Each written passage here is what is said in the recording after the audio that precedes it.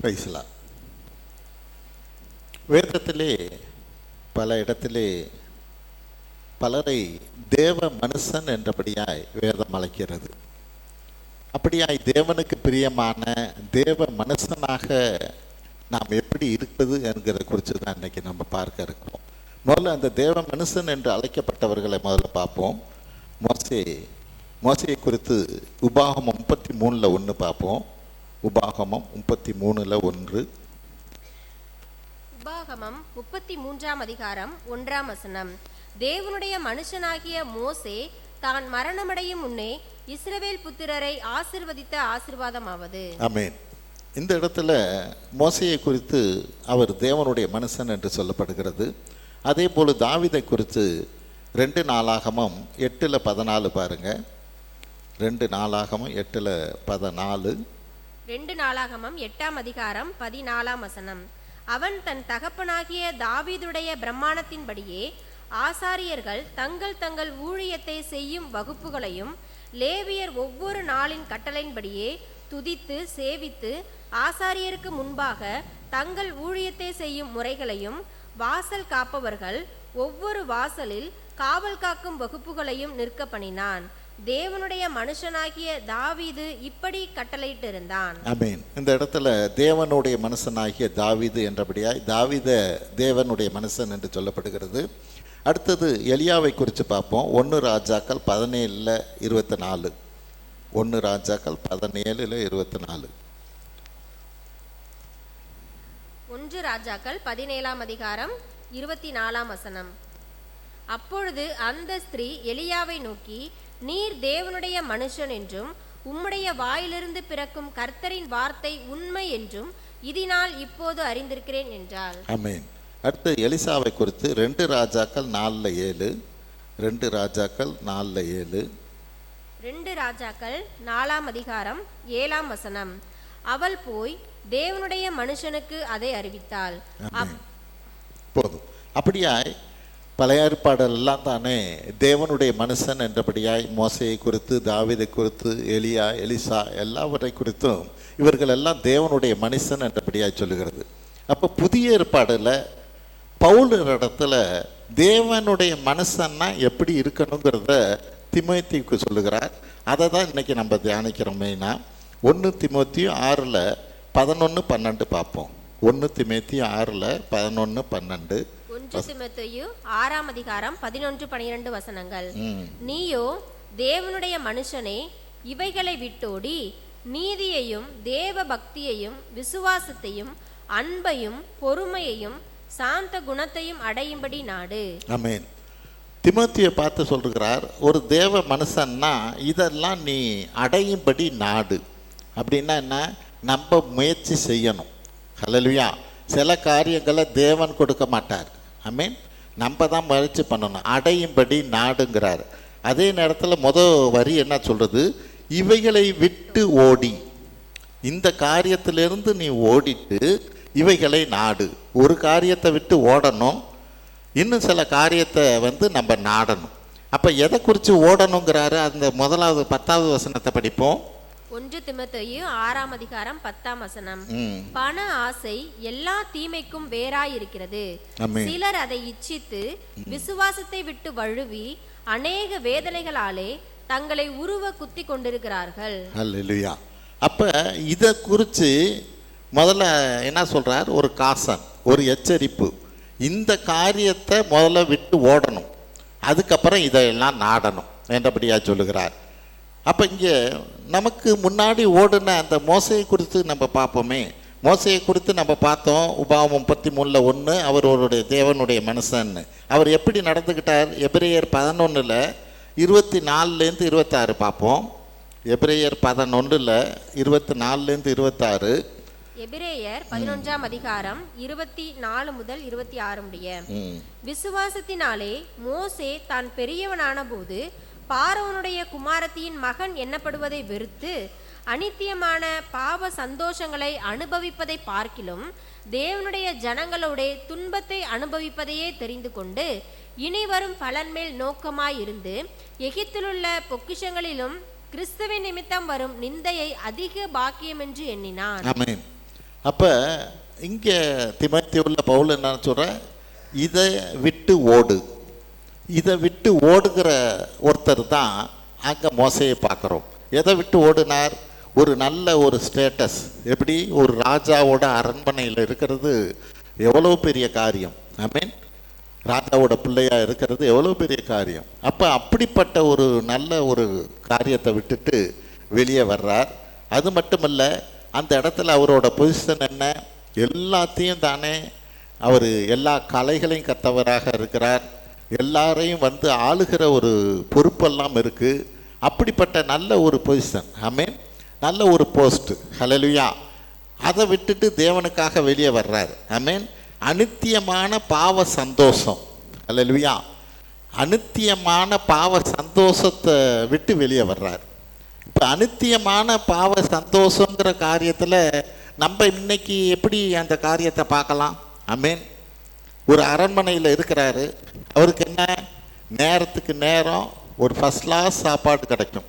ஐ மீன் நல்ல ஒரு சாப்பாடு கிடைக்கும், நல்ல பொழுதுபோக்கு இருக்கும், எல்லாமே இருக்கும். அப்போ இன்னைக்கு இந்த அநித்தியமான சந்தோஷத்தை விட்டு தான் நம்ம வெளியே வரணும்னு வேதம் சொல்லுது. இதை விட்டு விட்டு ஓடிவா. ஐ மீன் எதை விட்டு விட்டு? நல்ல ஒரு பொசிஷனில் இருக்கிறோம், நல்லா நம்ம அமைதியாக. பலர் ஏமாந்து போகிறதே இதில் தான். எதில் ஏமாந்து போகிறது? தேவன் என்னை ஆசீர்வதிச்சிருக்கிறார், எனக்கு ஒரு குறைவும் இல்லை, நல்ல சாப்பாடு இருக்குது, நல்ல சௌரியமாக இருக்கேன், நல்ல இதாக இருக்கேன் அப்படின்னா நான் தேவன் என்னை ஆசீர்வதிச்சிருக்கிறாருன்னு நினைக்கிறாங்க. ஹல்லேலூயா. ஆசீர்வாதம் தான். ஆனால் இந்த ஆசீர்வாதம் எங்கே கொண்டு போவோம்? அந்த ஐஸ்வர்யானா கொண்டு போகும். ஹல்லேலூயா. அங்கே கீழே இருக்கிற லாசர் அவன் கவனிக்கலை. நேரத்துக்கு நல்லா சாப்பிட்டான், அவன் நல்லா இருந்தான். அவன் இந்த பூமியில் எந்த கஷ்டமும் இல்லை. அங்கே வேதம் என்ன சொல்லுகிறது? நீ எந்த ஒரு கஷ்டமும் பூமியில் அனுபவிக்கல, அதனால் நீ நரகத்துக்கு வாங்குறாரு. ஹல்லேலூயா. வசனம் அதுதான் சொல்லுது. ஆனால் நம்ம என்ன நினைக்கிறோம்? எல்லா விதமான ஆசீர்வாதம் இருந்து ஒரு பிரச்சனையும் இல்லை அப்படின்னா தேவன் என்னை ஆசீர்வதிச்சிருக்கிறார், நான் நல்லா இருக்கிறேன், நல்லா நிற்கிறேன் என்று நாம் ஏமாந்து போகக்கூடாது, விழுந்து விடுகிறவர்களாக இருக்கக்கூடாது. ஹல்லேலூயா. அதுக்காக பிரச்சனைகளே இருக்கிறவங்கெல்லாம் வந்து தேவனுக்குள்ளே இருக்கிறாங்கன்னு நான் சொல்லல. ஐ மீன் நம்ம தேவனுக்கான காரியத்தை, நான் நல்லா இருக்கிறேன் அப்படின்னா தேவனுக்கான காரியத்தை ஒன்று எடுத்து ஆகணும். ஹல்லேலூயா. அந்த காரியத்தை நான் முயற்சி செய்யணும். இங்கே மோசே எல்லா விதத்திலும் ஆசீர்வாதமாக தான் இருக்கிறார். ஆனால் அவர் என்ன சொல்கிறார்? அநித்தியமான பாவ சந்தோஷத்தை நான் அனுபவிக்கிறதுக்கு நான் ரெடியாக இல்லை. ஐ மீன் இன்னும் அடுத்தது என்ன சொல்கிறார்? எகிப்தின் பொக்கிஷத்தை விட்டு விட்டு கிறிஸ்துவின் நிந்தையை, ஐ மீன் அது மேன்மை என்று கருதுகிறேன்கிறார். ஹல்லேலூயா. எகிப்தில் எவ்வளோ பொக்கிஷங்கள், எவ்வளோ ஆசீர்வாதம் இருக்குது. ஆனால் கம்பேர் பண்ணும்போது கிறிஸ்துவனால வர்ற நிந்த அந்த பொக்கிஷத்தை விட பெருசுங்கிறார். ஹல்லேலூயா. எதை நான் பெருசுன்னு இன்னைக்கு நான் நினைக்கிறேன். ஐ மீன் அப்போ இங்கே எப்படி மோசே ஒரு காரியத்தை விட்டு ஓடி வருகிறானோ அதை தான் தீமோத்தேயு அங்கே சொல்லுகிறார். நீயோ தேவனுடைய மனுஷனே இவைகளை விட்டு ஓடி. ஹல்லேலூயா. இவர்களை விட்டு வெளியே வந்து நீ தேடுகிற காரியம் எதுவாக இருக்கணும்? நீதியை தேடணும், தேவ பக்தியை தேடணும், விசுவாசத்தை தேடணும், அன்பை தேடணும், பொறுமை, சாந்த குணம், நல்ல அறிக்கை நீ செய்கிறவனாக இருக்கணும், உன்னை பற்றி மற்றவங்க அறிக்கை செய்கிறவங்களாக இருக்கணும். ஹல்லேலூயா. அப்படிப்பட்ட காரியத்தை நீ நாடணுங்கிறார், நீ தேடணுங்கிறார், நீ அடையும்படி நாடு. அப்படின்னா தேவன் கொடுக்க மாட்டார், நம்ம முயற்சி பண்ணணும். ஹல்லேலூயா. அப்போ இந்த காரியத்தை தான் நம்ம ஒன்று ஒன்றா பார்ப்போம். முதல் காரியம் என்னத்தை தேடுங்கிறார்? நீதியை தேடு. மத்தேயு 5:6 என்ன சொல்லுது பாருங்க. மத்தேயு 5:6. மத்தேயு 5ஆம் அதிகாரம் 6ஆம் வசனம். நீதியின் மேல் பசிதாகம் உள்ளவர்கள் பாக்கியவான்கள், அவர்கள் திருப்தி அடைவார்கள். நீதியின் மேல் ஒரு பசிதாக வேணும். ஹல்லேலூயா. நீதினா நீதியின் மேல பசிதாகம்னா எப்படிப்பட்ட காரியம்? ரோமர் 4:5 படிப்போம். ரோமர் 4:5. ரோமர் 4ஆம் அதிகாரம் 5ஆம் வசனம். ஒருவன் கிரியை செய்யாமல் பாவியை நீதிமானாக்குவரிடத்தில் விசுவாசம் வைக்கிறவனாயிருந்தால் அவனுடைய விசுவாசமே அவனுக்கு நீதியாக எண்ணப்படும். ஆமென். ஒருவன் கிரியை செய்யாமலே பாவியை நீதிமானாக்கிறவரிடத்திலே விசுவாசம் வைக்கிறவனாயிருந்தால் அவனுடைய விசுவாசமே அவனுக்கு நீதியாக எண்ணப்படும். ஒரு இடத்துல என்ன சொல்லுது வசனம்? கிரியை இல்லாத விசுவாசம் செத்ததுன்னு சொல்லுது. ஹல்லேலூயா. ஒரு இடத்துல வசனம் கிரியை இல்லாத விசுவாசம் செத்ததுங்குது. ஆனால் இங்கே என்ன சொல்லுது? கிரியை செய்யாமல் பாவியை நீதிமாக்கினவரிடத்திலே விசுவாசம் வைக்கிறவனாயிருந்தால். அப்படின்னா என்ன அர்த்தம்? என்னுடைய பாவத்தை போக்குவதற்காக நான் இவ்வளவு தூரம் நடந்து போய் ஒரு சாமியை கும்பிடணும், ஹல்லேலூயா, அல்லது இத்தனை விளக்கு ஏற்றணும், அப்படியா ஏதோ ஒரு காரியத்தை என் பாவம் போக்கும்படிக்காக அதை தான் ஒருவன் கிரியை செய்யாமல் பாவியை நீதிமாக்கினாக்கிறவரிடத்திலே விசுவாசம் வைக்கிறவனாய் இருந்தால் அவனுடைய விசுவாசமே அவனுக்கு நீதியாக எண்ணப்படும். ஹல்லேலூயா. இப்படிப்பட்ட காரியம் எல்லாம் மாமிசமான முயற்சி. இதனால் நான் நீதிமான் ஆக்கப்பட முடியாது. ஹல்லேலூயா.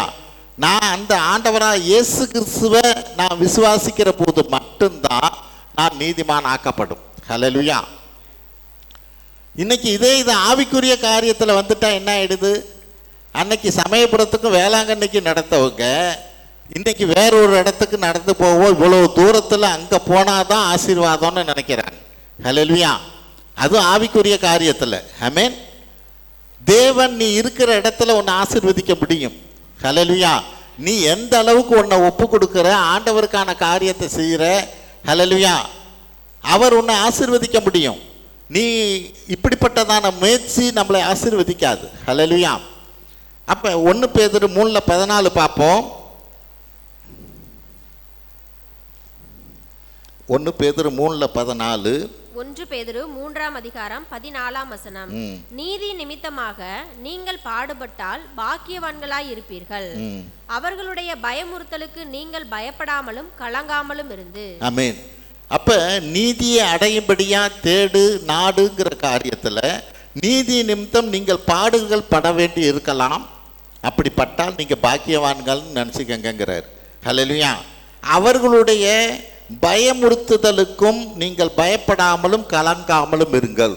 எவர்களுடைய நம்மளை சுற்றி இருக்கிறவங்களுடைய பயமுறுத்தலுக்கு நீங்கள் கலங்காமல் இருங்கிறது. ஆமென்.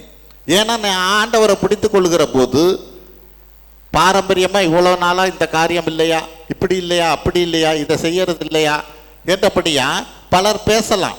ஆமென். பல காரியத்தை சொல்லி நம்மளை பயமுறுத்தலாம். அங்கே வேதம் அதுதான் சொல்லுது. அப்படிப்பட்டதான நீதி நிமித்தமாக உங்களுக்கு பாடுகள் வருமானால் நீங்கள் பாக்கியவான்கள் என்று உங்களை எண்ணுங்கள் என்றபடியாய். ஹல்லேலூயா. அப்போ நான் இந்த நாளில் அந்த நீதியை தேடுகிறவனாக இருக்கணும். ஆமென்.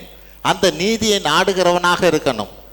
அதை நாடுகிற போது தேடுகிற போது சில பிரச்சனைகள் வரலாம்.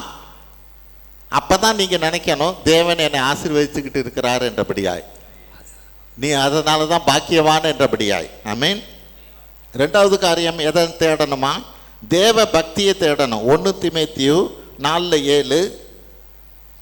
1 தீமோத்தேயு 4:7.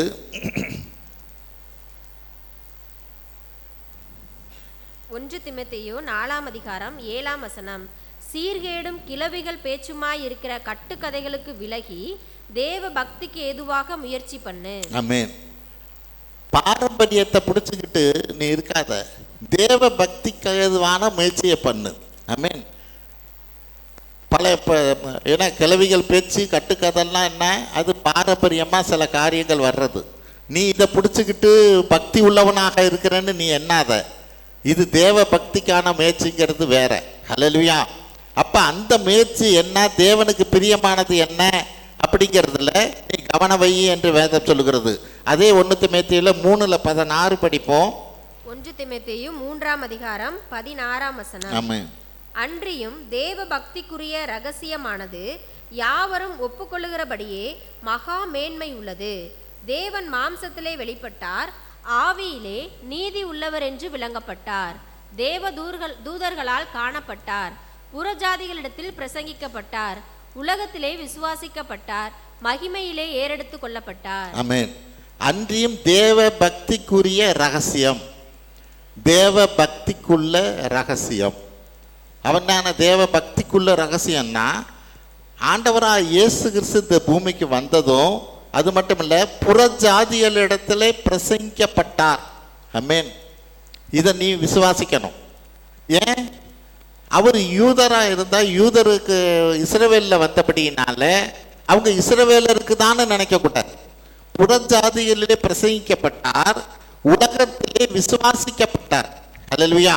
உலகம் முழுவதும் தானே, உலகம் முழுவதுக்குமாய் அவர் மீட்பை கொடுக்கிறவராக, அவர் இரத்தத்தை சிந்தவராக இருந்தார் என்றபடியாய் உலகமே விசுவாசிக்குது. ஆமென். அதை நீனும் விசுவாசிக்கணும், அதை நீ நம்பணும். ஆமென். இதுதான் தேவ பக்திக்கான ரகசியம். மகிமையிலே ஏறெடுத்துக் கொள்ளப்பட்டார். ஹல்லேலூயா. அப்படின்னா என்ன? அந்த ஆண்டவராய் இயேசு கிறிஸ்து மரித்தாலும் உயிர்த்தெழுந்தார். ஹல்லேலூயா. இந்த உலகத்தில் யாருமே மரித்தவங்க உயிர்த்தெழவில்லை. ஆண்டவராய் இயேசு கிறிஸ்து மட்டும்தான் உயிர்த்தெழுந்திருக்கிறார். ஹல்லேலூயா. அப்ப அந்த காரியத்தை நான் அறிஞ்சவனாக புரிஞ்சவனாக இருக்கிறது தான் இதுவே தேவ பக்திங்குது. எனக்காக ஆண்டவராய் இயேசு கிறிஸ்து இந்த பூமிக்கு வந்தார், ரத்தம் சிந்தினார், மரித்தார். ஆமென்.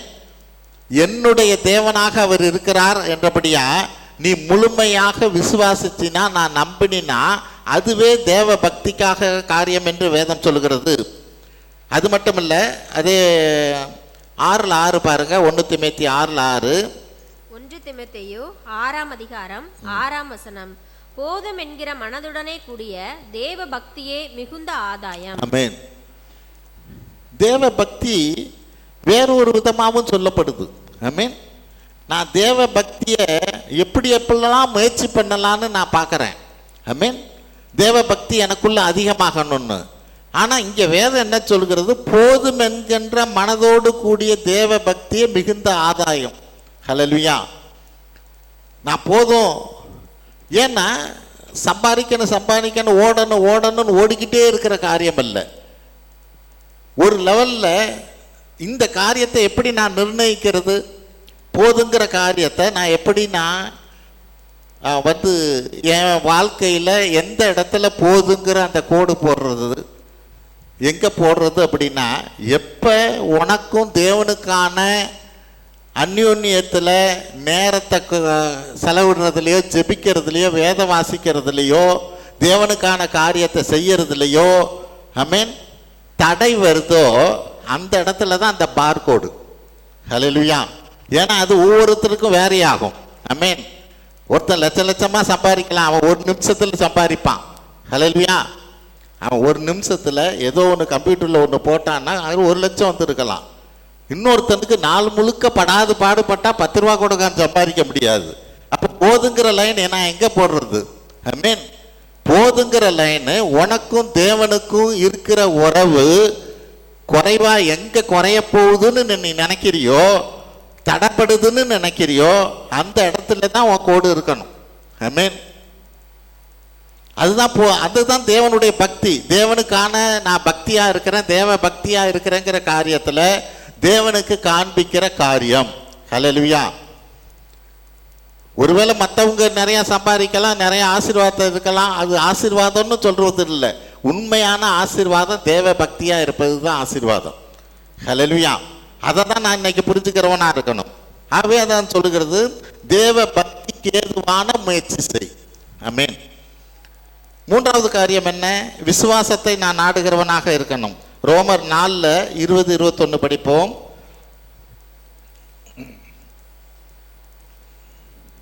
ரோமர் 4ஆம் அதிகாரம் 20-21 வசனங்கள். தேவனுடைய வாக்குத்தத்தத்தை குறித்து அவன் அவிசுவாசமாய் சந்தேகப்படாமல் தேவன் வாக்குத்தத்தம் பண்ணினதை நிறைவேற்ற வல்லவராய் இருக்கிறார் என்று முழு நிச்சயமாய் நம்பி தேவனை மகிமைப்படுத்தி விசுவாசத்தில் வல்லவனானான். ஆமென். விசுவாசத்தில் வல்லவனானான். ஆமென். அப்படின்னா என்ன? விசுவாசத்தில் நீ கொஞ்சம் கொஞ்சமாக வளரணும். ஆமென். ஒரு தேவ மனுஷன்னா நான் இன்னைக்கு விசுவாசத்தில் எந்த நிலைமையில் இருக்கிறேனோ அதை விட அடுத்த காரியத்தில் நான் வளர்கிறவனாக இருக்கணும். ஹல்லேலூயா. அதை தான் இங்கே வேதம் சொல்லுகிறது. விசுவாசத்திலே அவன் வல்லவனானான். தேவன் கொடுத்த தேவனுடைய வாக்கு தத்தத்தை குறித்து அவன் அவிசுவாசமாய் சந்தேகப்படாமல். ஹல்லேலூயா. எந்த ஒரு காரியத்துக்கும் தேவனுக்கிட்ட இருந்து வார்த்தையை வாங்க பெற்றுக்கொள்ள நம்ம கவனமாக இருக்கணும். ஆமென். ஆண்டவர் என்ன சொல்றார், இந்த காரியத்தை குறித்து என்ன சொல்றார்? ஆமென். தேவனுடைய அந்த வார்த்தை வாக்குத்தத்தம் எனக்கு வந்துடுச்சு அப்படின்னா நிச்சயம் அதை நிறைவேற்ற வல்லவருங்கிறதுல நான் விசுவாசமாக இருக்கணும். ஒருவேளை அது உடனே நடக்கலாம், அல்லது இன்னும் பல நாட்கள் கழித்து நடக்கலாம். ஹல்லேலூயா. இஸ்ரேல் மக்களை வெளியே கொண்டு வருவேன்னு சொன்ன காரியத்துக்கு 400 வருஷமே ஆச்சு. ஆமென். எத்தனையோ தலைமுறையே அந்த இடத்துல இல்லாமல் போச்சு. ஆனால் வாக்கு தத்தம் நிலை நின்றது. ஆமென். அப்போ அந்த வாக்கு தத்தத்தை நான் பிடித்து கொள்கிறவனாக, விசுவாசத்தில் நான் வளர்கிறவனாக இருக்கணும். ஆமென். 1 யோவான் 5 4-5 வசனங்களை படிப்போம். 1 யோவான் 5:4-5. 1 யோவான் 5ஆம் அதிகாரம் 4-5 வசனங்கள். தேவனால் பிறப்பதெல்லாம் உலகத்தை ஜெயிக்கும். நம்முடைய விசுவாசமே உலகத்தை ஜெயிக்கிற ஜெயம். இயேசுவானவர் தேவனுடைய குமாரன் என்று விசுவாசிக்கிறவனே அன்றி உலகத்தை ஜெயிக்கிறவன் யார்? ஆமென். தேவனால் பிறப்பதெல்லாம் உலகத்தை ஜெயிக்கும். நம்முடைய விசுவாசமே உலகத்தை ஜெயிக்கிற ஜெயம். ஹல்லேலூயா. நம்முடைய விசுவாசம் தான் உலகத்தை ஜெயிக்கிற ஜெயம். தேவனால் பிறப்பதெல்லாம் உலகத்தை ஜெயிக்கும். இப்போ 2 காரியம் சொல்லுது. தேவனால் பிறப்பதெல்லாம் உலகத்தை ஜெயிக்கும், இது ஃபுல் ஸ்டாப். அடுத்தது நம்முடைய விசுவாசமே உலகத்தை ஜெயிக்கிற ஜெயம். அப்படின்னா என்ன? தேவனால் பிறக்கிறதே உலகத்தை ஜெயிக்கும் அப்படின்னா அந்த எந்த ஒரு காரியத்துக்காக நான் ஜெபிக்கிற போது தேவன் எனக்கு கொடுத்த என்ன வார்த்தையோ அந்த வார்த்தை தேவனால் பிறப்பது, அது உலகத்தை ஜெயிக்கும். ஆமென். நீ சும்மா இருந்தாலும் தேவன் உனக்கு வாக்குத்தத்தை கொடுத்துட்டார், வார்த்தையை கொடுத்துட்டார்னா அது உலகத்தை ஜெயிக்கும். ஆமென். நம்முடைய காரியம் என்ன? நம்முடைய விசுவாசமே உலகத்துக்கு ஜெயிக்கிற ஜெயம். அந்த வாக்கு தத்தத்தில் அந்த வார்த்தையில் நான் நிலை நிற்கிற போது நம்முடைய விசுவாசமே உலகத்தை ஜெயிக்கிற ஜெயமாக இருக்கும். ஹல்லேலூயா. அவ இந்த நாளில் இதில் நான் வளர கற்றுக்கணும். அதை தான் வேதம் சொல்லுது. அங்கே பவுல் அதுதான் சொல்கிறார். தேவ மனுஷனாகிய நீ இதையெல்லாம் அடையும்படி நாடு, இந்த காரியத்திலெல்லாம் வளரும்படியாக நீ முயற்சி பண்ணு என்றபடியாக சொல்கிறார். நான் ஒவ்வொரு நாளும் என்னுடைய வாழ்க்கையில் நான் முயற்சி பண்ணுகிறவனாக இருக்கணும். பல தடைகள் வரலாம், நெருக்கங்கள் வரலாம், பிரச்சனைகள் வரலாம். ஆமென். ஆனாலும் தேவன் சொன்னதை அதை நிறைவேற்ற அவர் வல்லவராக இருக்கிறார். அடுத்தது அன்பை நாடணும்னு சொல்கிறார். இதுக்கு பெரிய ஒரு விளக்கம் பவுலே சொல்லிட்டார். அதை நம்ம வேணா இந்த நாளில் படித்து பார்ப்போம். 1 கொரிந்தியர் 13:4-7 வசனங்கள். 1 கொரிந்தியர் 13:4-7. 1 கொரிந்தியர் 13ஆம் அதிகாரம் 4 முதல் 7 முடிய வசனங்கள். அன்பு நீடிய சாந்தமும் தயவும் உள்ளது. அன்புக்கு பொறாமை இல்லை. அன்பு தன்னை புகழாது, இருமாப்பாய் இராது, அயோக்கியமானதை செய்யாது, தற்பொழிவை நாடாது, சினமடையாது, தீங்கு நினையாது, அநியாயத்தில் சந்தோஷப்படாமல் சத்தியத்தில் சந்தோஷப்படும், சகலத்தையும் தாங்கும், சகலத்தையும் விசுவாசிக்கும், சகலத்தையும் நம்பும், சகலத்தையும் சகிக்கும். ஆமென்.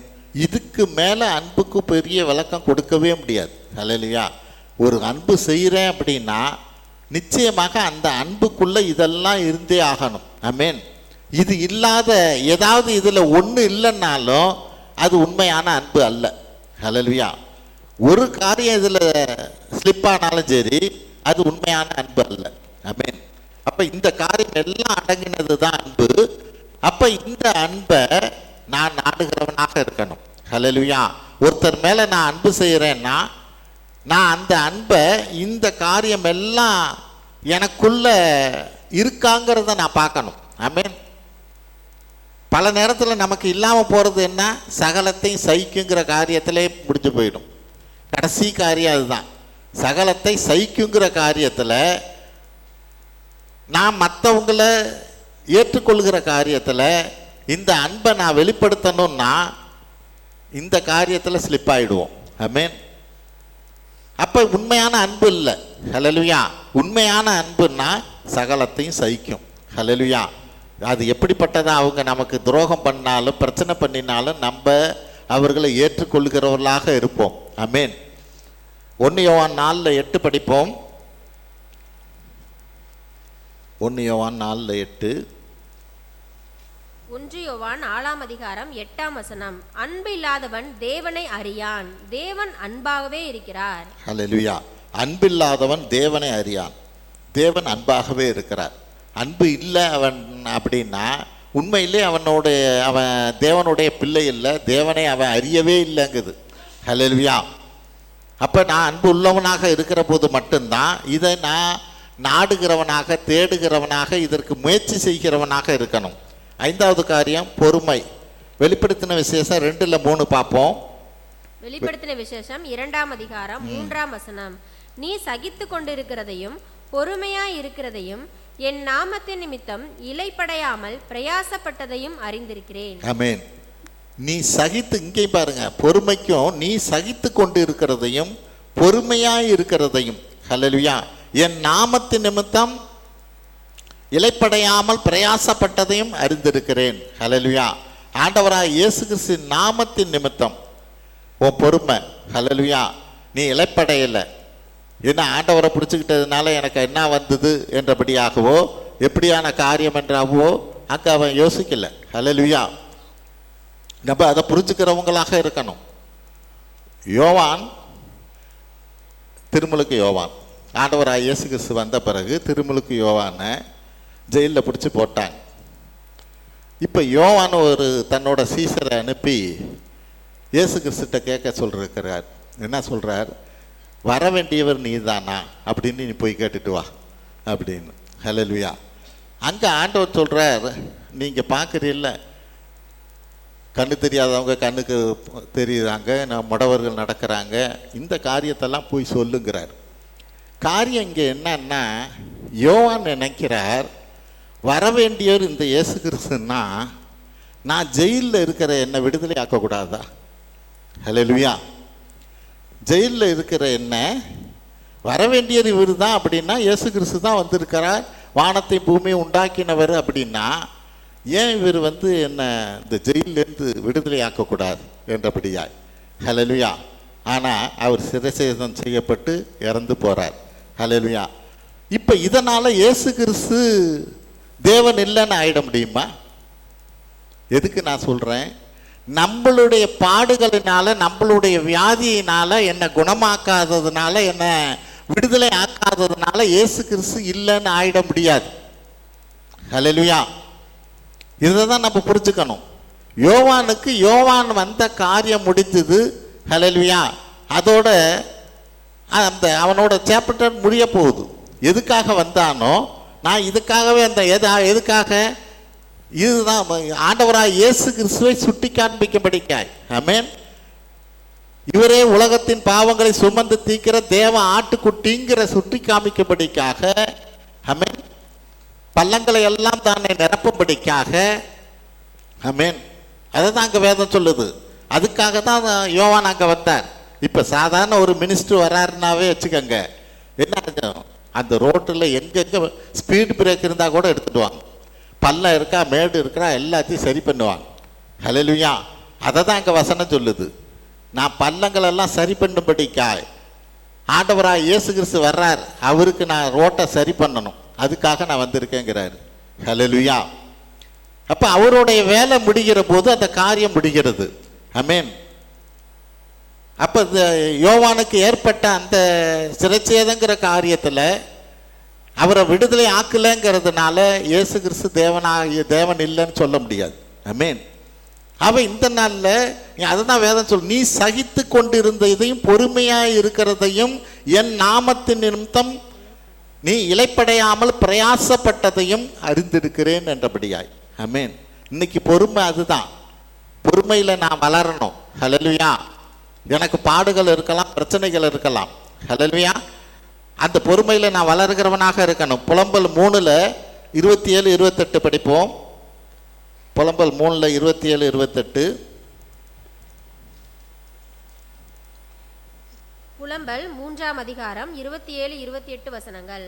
தன் இளம் பிரயாயத்தில் நுகத்தை சுமக்கிறது மனுஷனுக்கு நல்லது, அவரே அதை தன்மேல் வைத்தார் என்று அவன் தனித்திருந்து மௌனமாய் இருக்க கடவன். ஆமென். தன் இளம் பிரயாயத்திலே நுகத்தை சுமக்கிறது மனுஷனுக்கு நல்லது. ஹல்லேலூயா. அப்படின்னா என்ன? என்னுடைய இளமை பருவத்தில் அப்படின்னா அந்த இளமைங்கிறத எப்படி எடுத்துக்கிறது, எனக்கு சுமக்கிற பலன் இருக்கிற போது. ஹல்லேலூயா. ஏன்னா நம்ம தாங்கக்கூடாத ஒரு சுமையை நம்ம மேலே வைக்க மாட்டார். ஆமென். அப்போ தாங்கக்கூடும்படியான ஒரு சுமையை வைக்கிறார்னா அது நல்லது. அவரே அதை தன் மேல் வைத்தார் என்று அவன் தனித்திருந்து மௌனமாய் இருக்க கடவன். தனித்திருந்து மௌனமாய் இருக்க கடவன்னா என்ன அர்த்தம்? ஆமென். நம்ம மேலே வச்ச நுகத்துக்காக, பிரச்சனைக்காக, பாடுகளுக்காக நான் மற்றவங்களெல்லாம் குறை சொல்கிறவனா இருக்கக்கூடாது. தனித்திருந்து யோசிக்கணும். ஹல்லேலூயா. தேவன் அது நல்லதுங்கிறார். ஆமென். ஏதோ ஒரு விதத்தில் என்னை சரி கட்டவோ அல்லது பின்னாடி எனக்கு ஒரு ஆசீர்வாதத்தை கொடுக்கவோ தேவன் அந்த நுகத்தை என் வாழ்க்கையில் அனுமதிச்சிருக்கிறார். அது நல்லதுன்னு நான் காண்கிறவனாக இருக்கணும். எப்போ முடியும்? நீ பொறுமையாக இருந்தால் தான் முடியும். ஆமென். அதை தான் இங்கே வேதம் சொல்லுகிறது. நீ தேவனுடைய மனுஷனாக இருக்கணும்னா நீ பொறுமையை நாடு. அதே இதில் புலம்பல்லே 3 25 26 முன்னாடி 2 வசனங்களை வாசிப்போம். புலம்பல் 3ஆம் அதிகாரம் 25 26 வசனங்கள். தமக்கு காத்திருக்கிறவர்களுக்கும் தம்மை தேடுகிற ஆத்துமாவுக்கும் கர்த்தர் நல்லவர். கர்த்தருடைய இரட்சிப்புக்கு நம்பிக்கையோட காத்திருக்கிறது நல்லது. கர்த்தருடைய இரட்சிப்புக்கு நம்பிக்கையோட காத்திருக்கணும். ஆமென். சில காரியங்களுக்கு நம்ம காத்திருக்கணும். கர்த்தருடைய இரட்சிப்புக்கு நான் காத்திருக்கணும். காத்து இல்லைன்னா பல பிரச்சனைகள் வரலாம். ஹல்லேலூயா. நிச்சயமாக தேவன் விடுதலை கொடுப்பார். நான் இங்கே கம்பெனியில் வேலை செய்கிற போது சிஸ்டர் பெரம்பலூரில் இருந்தாங்க, வேலை செஞ்சாங்க. அதனால் பெரம்பலூரில் வீடு எடுத்து அங்கே இருந்தோம். இப்போ நான் குவார்ட்டர்ஸுக்கு அப்ளிகேஷன் போட்டேன். எனக்கு வீடு அலாட் ஆகிடுச்சின்னு ஒருத்தர் அந்த லிஸ்ட்டே நான் பார்த்தேன். உங்கள் லிஸ்ட்டை நான் பார்த்தேன். வீடு உங்களுக்கு அலாட் ஆகிருக்கு என்றபடியா. ஏன்னா அதுக்கப்புறம் சிஸ்டருக்கு வராத ஒரு ட்ரான்ஸ்ஃபர் ஆகிடுச்சு. நான் லிஸ்ட்டை பார்த்தேன், உங்களுடைய பேர் இருக்குது, உங்களுக்கு வீடு அலாட் ஆகிடுச்சு அப்படின்ட்டாங்க. அந்த ஆர்டர் கொடுத்துக்கிட்டு இருக்கிறாங்க. ஒரு முன்னாடி 4-5 பேர்த்துக்கு கொடுத்துட்டாங்க. இன்னும் என் கைக்கு வராமல் இருக்குது. ஆர்டர் மட்டும் இன்னும் கைக்கு வரல. நான் அது முன்னாடி என்ன பண்ணிட்டேன், பெரம்பலூரில் அந்த வீட்டெல்லாம் காலி பண்ணி லாரியில் ஜாமான்லாம் ஏற்றிக்கிட்டு இங்கே வந்துட்டேன். இங்கே வந்தால் நான் போய் அந்த ஆர்டரை கேட்குறேன். இங்கே ஜிஎம்கிட்ட போய், இல்லையே உங்களுக்கு அந்த ஆர்டர் போடலையே அப்படிங்கிறார். தெரியாதது மாதிரி அவர் கேட்குறார். அதுக்கப்புறம் விசாரிக்கிற போது என்னாச்சு, வேறு ஒருத்தர் ஒரு இன்ஃப்ளூயன்ஸில் என் ஆர்டரை மாற்றி அவருக்கு மாற்றிட்டார். இப்போ வண்டி லாரியில் ஜாமானோடு வந்து நிற்கிது. வீட்டை காலி பண்ணிவிட்டு வந்துட்டேன். இங்கே வீட்டிலையா 2 அண்ணனுங்க அவங்க ஃபேமிலியோடு இருக்கிறாங்க, அப்பா அம்மா இருக்கிறாங்க. இடம் கிடையாது. ஐ மீன் என்ன பண்ணுறது? ஒருத்தர்கிட்ட அப்புறமேலு கேட்டு அவர் ஒரு வீட்டை சிமெண்ட் குடோனாக வச்சுருந்தார். அந்த வீட்டில் பர்மிஷன் கேட்டு இந்த ஜாமானை மட்டும் இறக்கணும். நாங்கள் 2 பேரும் எங்கள் வீட்டில் ஒரு ஸ்டோர் ரூம் மாதிரி இருக்கும். இங்கிட்டு பிறந்தா இடிக்கும், அங்கிட்டு பிறண்டாலும் இடிக்கும். அப்படிப்பட்ட அந்த ரூமில் தான் ராத்திரி, ஏன்னா பகலில் தான் வேலைக்கு போகிறோம், இது பண்ணுறோம். இப்படி தான் கொஞ்ச நாள் ஓடிக்கிட்டு இருந்தோம். ஹல்லேலூயா. ஆனால் தேவன் அதுக்கான நாள் வருகிற போது வீடும் கிடச்சது மட்டுமல்ல, நாங்கள் 3 வீடு சொந்தமாகவே கட்டணும். ஹல்லேலூயா. 1 இல்லை 2 இல்லை 3 வீடு கட்டப்பட்டுவையா தேவன் கிருபை பார்த்தினார். ஒரு நாள் வீடே இல்லாமல் அப்படி நெருக்கத்தில் கிடந்த நாங்கள். ஹல்லேலூயா. அங்கே வசனம் அதுதான் சொல்லுது, கர்த்தருடைய இரட்சிப்புக்கு நம்பிக்கையோடு காத்திரு. ஹல்லேலூயா. தேவன் அதை செய்வார்.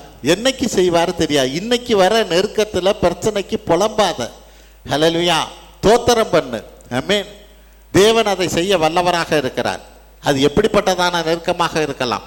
ஆமென். ஆகவே இந்த பொறுமைக்கு நீ நாடுங்குது, அதை தேடுங்குது. ஆமென். அடுத்தது கடைசியாக நல்ல போராட்டம் போராடணும்னு வேதம் சொல்லுகிறது. நம்ம ஒவ்வொரு நாளும் அறிக்கை எடுக்கிறோம். 1 கொரிந்தியர் 10:3 என்ன சொல்கிறோம்? நாங்கள் மாமிசத்தில். ஆமென். என்ன சொல்கிறோம்? ஒவ்வொரு நாளும் அறிக்கை எடுக்கிறோம். எங்களுடைய போராட்டங்கள் மாமிசத்தின்படி இல்லை, ஆவியின்படியாக இருக்கிறது. ஆமென். அப்போ போராட்டம் நமக்கு உண்டு. அந்த நல்ல போராட்டத்தை நீ போராடணும், பின்வாங்குகிறவனாக இருக்கக்கூடாது. அங்கே பவுல் என்ன சொல்றார், 2 தீமோத்தேயு 4 நல்ல போராட்டத்தை போராடினேன், ஓட்டத்தை முடித்தேன், விசுவாசத்தை காத்து கொண்டேன்கிறார். ஹல்லேலூயா. நல்ல போராட்டத்தை போராடினேன், ஓட்டத்தை முடித்தேன், விசுவாசத்தை காத்து கொண்டேன். இன்னைக்கு ஒரு நல்ல போராட்டம் போராடுறதுக்கு இந்த பவுலை போல நான் அறிஞ்சிருக்கணும், தெரிஞ்சிருக்கணும். ஆமென். சில பிரச்சனைகள் வரலாம். நம்ம பல தடவை கேட்டிருக்கோம், நமக்கான பாடுகள் சிலுவைகள் எப்படி அவங்களுக்கான காரியம் என்னவோ அதுக்கு தகுந்த சிலுவை தான். அப்படி தானே? பல விதத்தில் நம்ம அந்த கதைகள்லாம் கேட்டிருக்கிறோம். ஆமென். ஒருத்தர் பெரிய சிலுவையா தேவனை, ஆண்டவரே எனக்கு ஏன் இவ்வளவு பெரிய சிலுவை, இதை எனக்கு குறைச்சி கொடுங்க என்றபடியாக கேட்குற போது, அவன் வழியில் போகிற போது வர்ற ஒரு பெரிய பள்ளத்தில் அது சின்ன சிலுவையாக இருந்ததுனால அந்த சிலுவையை அதில் வச்சு அவனால் கடக்க முடியல. இதே இது அன்னைக்கு ஆண்டவர் கொடுத்த சிலுவை அப்படியே இருந்திருக்குமானா இவன் அந்த பள்ளத்தை கடந்திருக்க முடியும். ஆமென். கேள்விப்பட்டிருக்கீங்களா அந்த கதை? ஹல்லேலூயா. அப்போ இன்னைக்கு எனக்கு வர்ற சிலுவை எதுக்குன்னா, நாளைக்கு வர்ற ஒரு பெரிய பிரச்சனையை தாண்டுவதற்காக. ஹல்லேலூயா. இன்னைக்கு என்னை பலப்படுத்துகிறார். அதுக்கு வசனமாக பார்ப்போமா? நியாயாதிபதிகள் 3:2-3 வசனங்களை பாருங்களேன். ரொம்ப அழகாக அங்கே சொல்லப்படுது. நியாயாதிபதிகள் 3:2-3 வசனங்களை படிப்போம். நியாயாதிபதிகள் 3ஆம் அதிகாரம் 2-3 வசனங்கள். இஸ்ரவேல் புத்திரரின் சந்ததியாரும் அதற்கு முன் யுத்தம் செய்ய அறியாதவர்களும் அவைகளை அறியும்படி பழக்குவிப்பதற்காகவும் கர்த்தர் விட்டு வைத்த ஜாதிகள் யாரென்றால், பாருங்க, இருங்க, முன்னாடி வசனம் 2. இஸ்ரவேல் புத்திரரின் சந்ததியாரும் அதற்கு முன் யுத்தம் செய்ய அறியாதவர்களும். இதுவரையிலும் அவங்க யுத்தத்தை பார்த்ததில்லை, சண்டை போட்டதில்லை. அவைகளை அறியும்படிக்கு பழக்குவிக்கும்பதற்காக, அவங்கள பழகுவதற்காக கர்த்தர் விட்டு வைத்த ஜாதிகள் யாரென்றால், அடுத்தது பார்ப்போம். பெலிஸ்தேரின் 5 அதிபதிகளும் சகல கானானியரும் சீதோனியரும் பாகால் எர்மோன் துவக்கி ஆமாத்திற்குள் பிரவேசிக்கும் வரைக்கும் லிபனோனின் மலைகளிலே குடியிருக்கிற ஏவியருமே. ஆமென். இப்ப பெலிஸ்தேரின் 5 அதிபதிகள், அங்கங்க 5 குரூப் இருக்கு. அங்க வசனம் என்ன சொல்லுது? இதுவரையிலும் இவங்க சண்டையை பார்த்ததில்லை, ஆனா இவங்க சண்டை போட இவங்களுக்கு கற்றுக் கொடுக்கணும், பழக்கி விப்பதற்காக. கானானா இவங்க போய் சேர்ந்த போது எல்லாத்தையும் துரத்தி விடலையாம். ஒரு 5 ஜாதியை அங்க வச்சிருக்கிறார். ஹல்லேலூயா. அப்பப்போ இவங்க சண்டை போடுவாங்க. யாருக்கு? இந்த இஸ்ரவேலருக்கு. இந்த இது நாள் வரையிலும் சண்டையை பார்க்காத ஒரு கும்பல் இருக்கு. இதெல்லாம் சண்டை போட்டு பழகுவதற்காக. ஹல்லேலூயா. இப்போ சண்டை போட்டு பழகுவதற்காக ஒரு காரியத்தை தேவன் உங்களுக்கு கொண்டு வர்ற போது, எனக்கு சண்டை வந்துடுச்சு, இவங்க எனக்கு எதிர்த்து நிற்கிறாங்களே, இப்படிப்பட்ட பிரச்சனை வந்துடுச்சு என்றபடியா நீ உக்காந்துடக்கூடாது. ஹல்லேலூயா. தேவன் உன்னை பழக்குவிக்கிறார். அதை நம்ம புரிஞ்சுக்கணும். எப்படி பிரச்சனை இல்லை, எந்த மாதிரி நான் டீல் பண்ணுறது அப்படிங்கிறத பழக்குவிக்கும்படிக்காக தேவன் நமக்கு சில காரியங்களை அனுமதிக்கிறார். அதை இங்கே பவுல் நல்ல போராட்டத்தை நான் போராடினேங்கிறார், பின்வாங்கலை.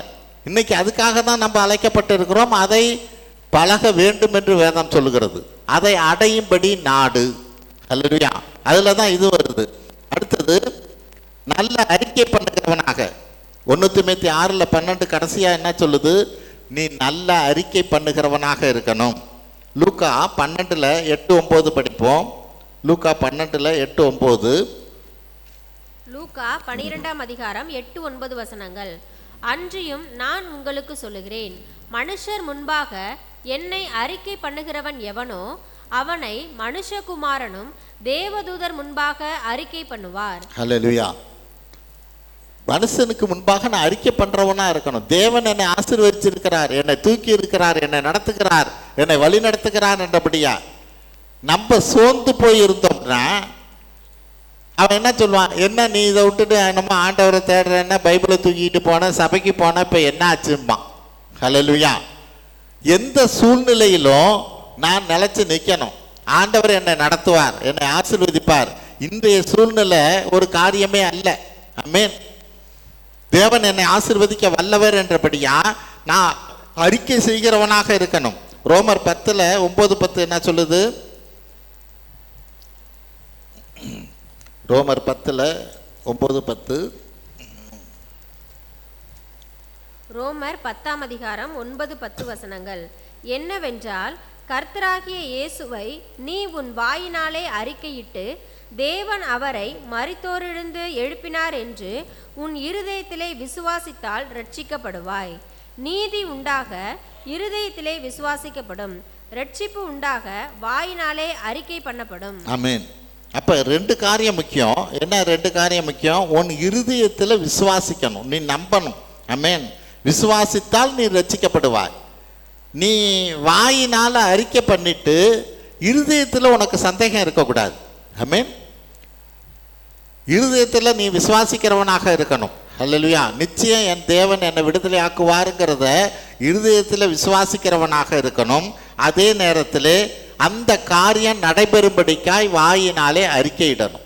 அல்லேலூயா. அப்போ அப்படியா செய்கிற போது இங்கே வேதம் என்ன சொல்லுது? இந்த அறிக்கை பண்ணுகிறதுபடினாலே தேவன் நம்மளை ஆசீர்வதிக்க வல்லவராக இருக்கிறார். எபிரேயர் 10:23 படிப்போம். எபிரேயர் 10:23.